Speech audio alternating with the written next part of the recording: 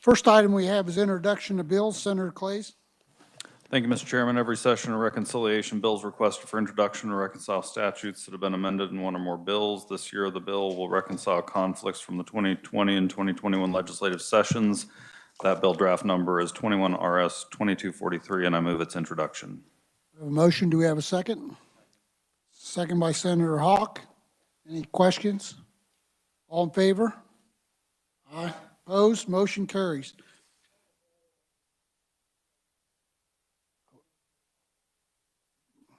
Okay, thank you. Committee, a couple of things. First off, I think you all received maybe the proposed amendment from the Attorney General to settle a voter fraud claim.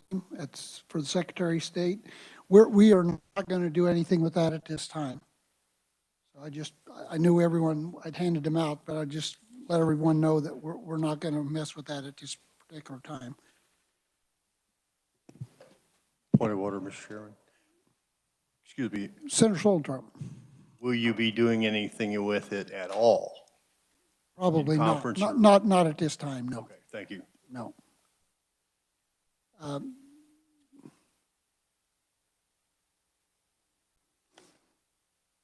The next item that I would like to discuss with the committee is we received a GBA from the governor, and it's for $53 million for part of the maintenance of effort. And JG had informed us a few weeks ago that we were possibly in trouble with the maintenance of effort, over $100 million. So I started to look at different items that we could pursue. And so I think we're going to not do anything with that at this time. And some of the things that will count towards this, we did pass the Promise Scholarship for $10 million. Pardon me? Correct. Yes. We did pass the Promise Scholarship Act for $10 million. That does count for maintenance of effort. Another item that we can look at is the higher ed, including the community college and technical colleges, high utility bills from the cold snap. That would be a one-time cost that will count for maintenance of effort. There are student need-based aid programs that would qualify. There's also a technical bill that passed the House for approximately $3.5 million. That would also qualify. And as we get a little more information, we may have to have another meeting on the short notice. But these are some items that we've already identified. I just received some other ideas from the Board of Regents. So once I get sifted through them, I will bring them back to the committee, and we'll sit down and discuss what type of options we do have. Senator McGinn. Okay, so you're assuming that we are going to meet again? I think we'll need to. Okay, because I think we need more information on our side. I know Mr. Prophet sent us an email and their information, but I don't know if research is done, and I just haven't had time to get with research. I think we need to get another opinion on that maintenance of effort, because if we do mess up, we're going to lose a lot of money. And I think we could put in, so I'm just going to give you an idea. Depending on the timing of this, we could put some kind of a mechanism in similar to what we did with coronavirus. When we left last year, remember we had the LBC could review that pot of money. It could only be used for something. So I'm just saying we need to be thinking ahead in the event, because federal government keeps changing the rules on us every day. So I just wanted to share that, and so if we're going to meet again, I hope we get more information on that. Thank you. And I will try to get more provided for you. Another idea that we had was even, the waiver, asking for a waiver for a particular amount, maybe even possibly escrowing the money, and so we don't jeopardize losing those funds. So, we're looking at that also.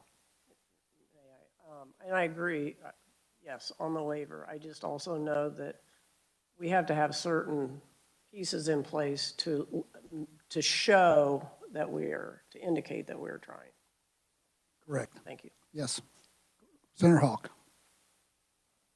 Thank you, Mr. Chairman. I appreciate your work on this and the list, and I think we really do need to take it seriously. And the only couple things I'd add for us to think about when the time is right is on the student aid.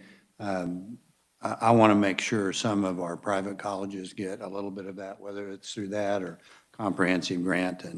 And we were being pretty frugal as we looked at what the reduced funding was in higher ed, and we didn't fully fund that. We did 3%, and I could see that as a one-time thing also to look at. So appreciate your thinking, and I hope we can be in a pretty flexible position if we get to conference committee this week on that. Make sure that we absolutely don't lose any of the federal dollars for K-12. Thank you. Thank you. I agree 100%, and I'd like to tell the committee that think about this. If there's areas that we can use or find, the main thing is, if we just do a pot of money and then next year we don't do it, looks like a cut. And we've all been through them. And one-time spends do not come back to haunt you like that. Just all members, if you'll look around and see if there's some ideas and bring them to me. Appreciate it. Senator Petty.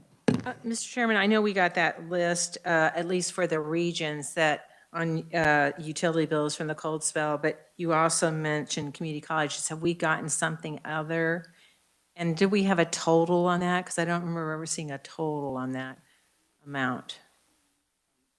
Just when I came in here, Shirley had handed me one that she had, I do have. The cold weather reimbursement for universities was $10,354,496. And there's a couple of those in there that I've contacted for additional information because there was a couple of them that were really low compared to the rest. And so waiting for some additional, make sure on the numbers on them. Community colleges about 528,853. Technical colleges 194,362. The total now shows about $11,077,711. Thank you. And the other one that we needed to, I don't think is on here yet too, is Washburn. So I was waiting on the exact numbers from Washburn.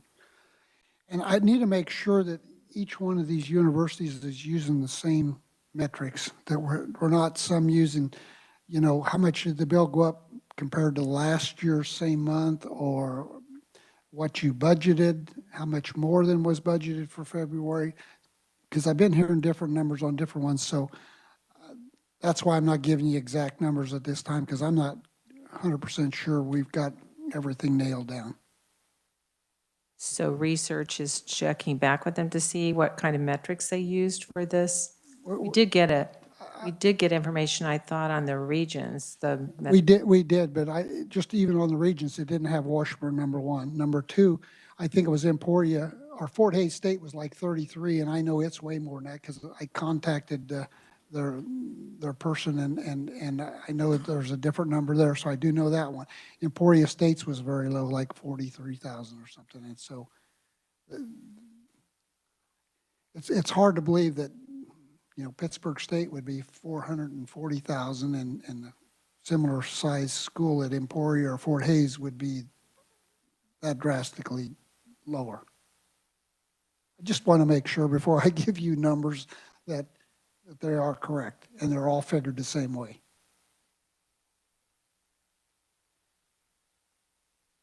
Okay, any other questions on this? Okay, we're going to move on to the other item that we wanted to talk about was the docking building. We had discussed this a couple of different times. Last time we met, everyone received a draft amendment, and so we just want to discuss this. I don't know that we'll even finalize this today, but I want to start some more discussion. I did visit with a couple of folks from the House.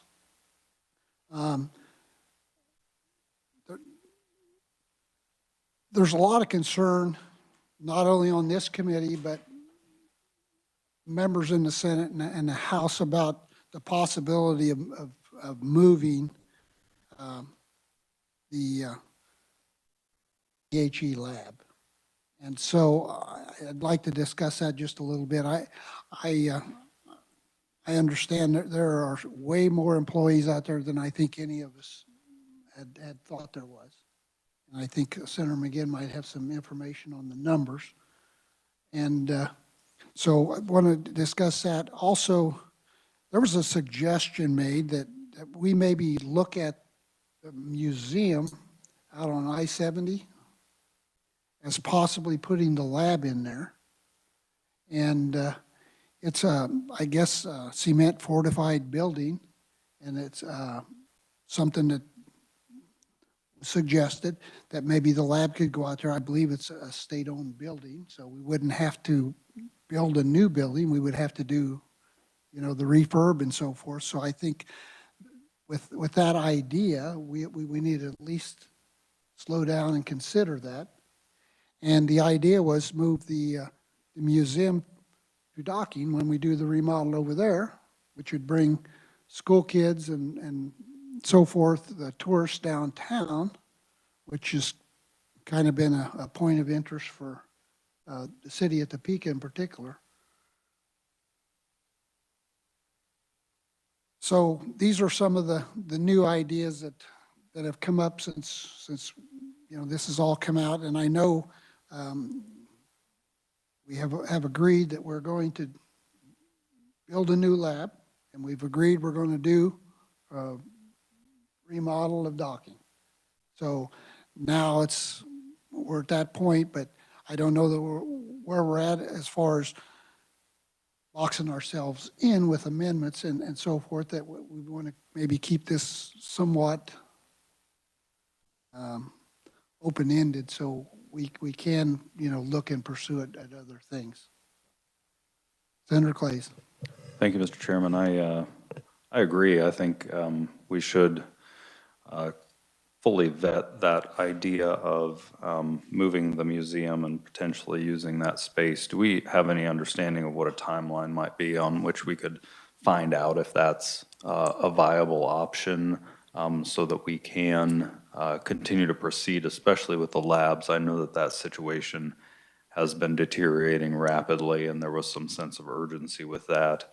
But if that is something that can be done on a timeline, I think we should definitely continue to look into that option.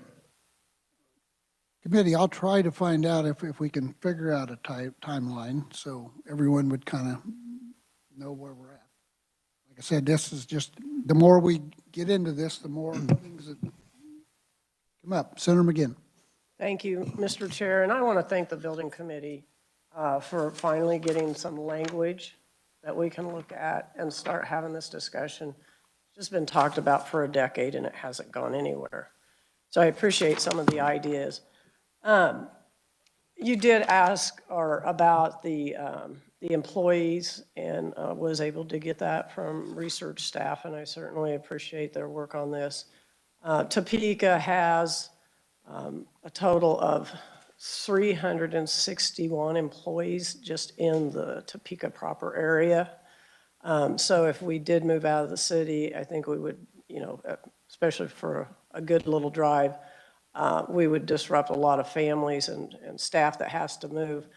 In addition to that, we are looking at lab positions chemists, microbiologists, lab technicians, all kinds of very technical positions that I don't think you can just find anywhere.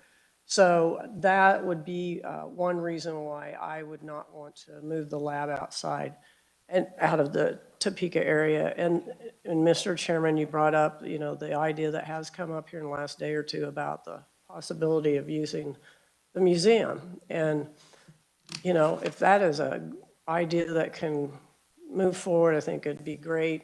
It's kind of just out there, and it probably would get used a lot more if it was downtown. So I did draft an amendment, and my amendment would, instead of having that the part about proposal be open to all communities, that the KDHE lab would be located within a 10-mile radius of the Capitol complex. And in that 10 miles would include the museum. It would include Washburn. It would include across the street. It includes a lot of possibilities that I'd heard about, and give that flexibility so that we could find out, do a study as to where it's best to put that lab. But I certainly don't want to disrupt our employee base. We moved the Department of Agriculture. I head over to Manhattan once in a while. I see all these cars lined up on Auburn Road. We talk about building parking lots. Maybe the state should build a parking lot there for those employees to park. But it just shows me that a lot of people are having to drive over there for that.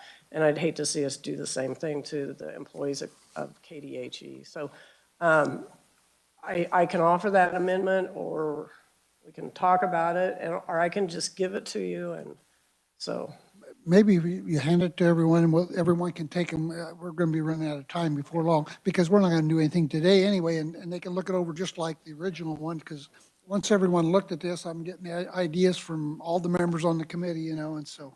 yes, we'll do it. Thank you. Senator Solentrum. Thank you, Mr. Chairman.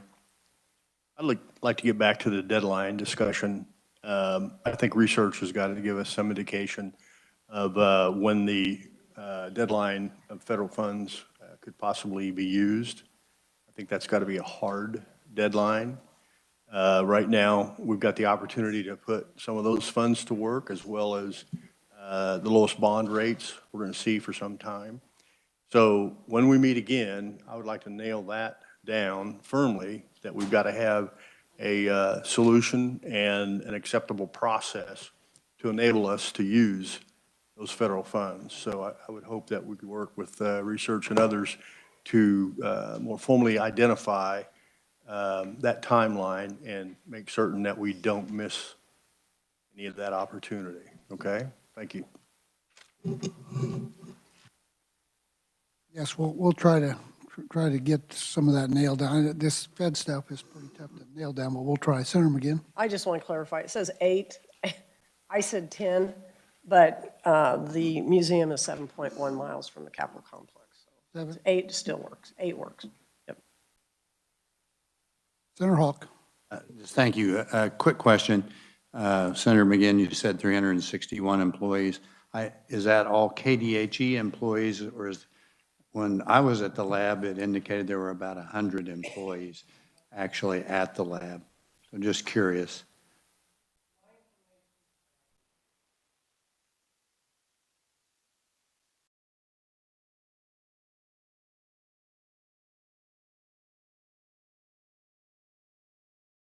And then, Mr. Chairman, for consideration, I wonder if we could have the Secretary of Administration consult with staff, and if we're going to consider the museum, which may be a really good idea, what do we have for square footage? How much extra land do we have out there? I wonder if we could make a request of her to, when we discuss this again, maybe having her here and be able to answer at least in general some of those questions. I'm sure we'll have to hire an architect and get a more elaborate proposal, but maybe we could either see if that was a potential idea or not by some of that. So just a thought. No, that's a great idea, because I think they are pursuing the numbers right now. I don't know if it's the Department of Administration, but I'd asked for some numbers and they didn't have them yet.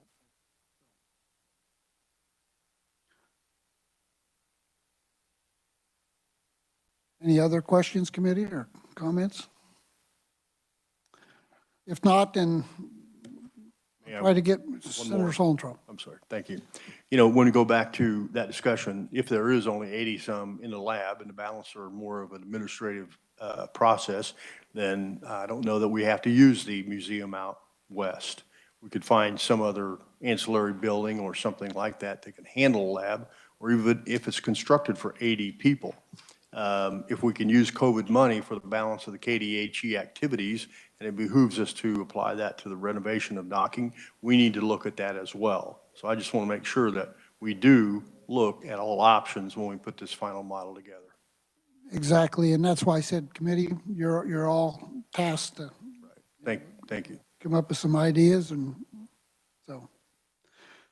Okay, with that, we are adjourned. Oh, sorry.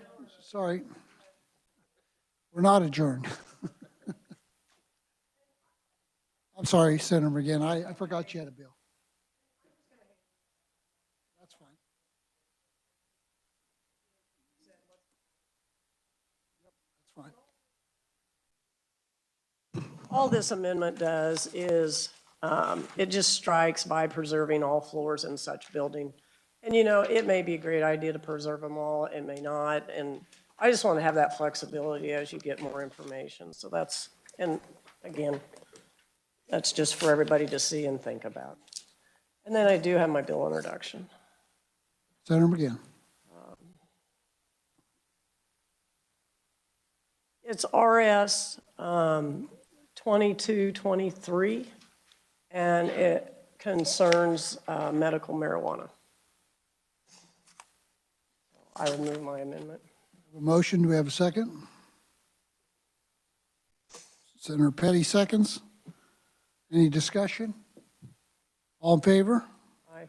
Opposed? Motion carries. Oh, sorry, do you want to be recorded? Okay, anything else, committee? With that, we are adjourned. Thank you.